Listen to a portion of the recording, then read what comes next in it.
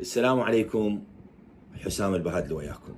هو المنتخب اللي بالشوط الثاني 49 دقيقة ما يقدر يسوي أي لمحة فنية أمام المنتخب الفلسطيني ولا عدة تسديدة عن الشوط الثاني، وبالعكس المنتخب الفلسطيني هو اللي سيطر على المباراة، وكان هو الأقرب إلى تسجيل التعادل لولا عدم تركيز مهاجميه.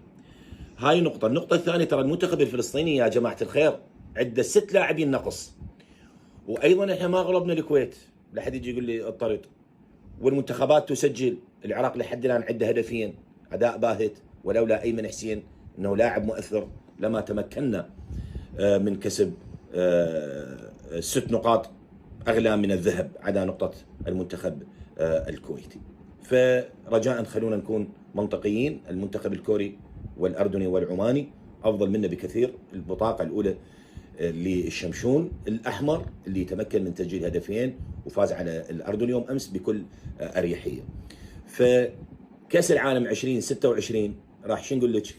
باي باي، على الله وعلى 2030. مع السلامه.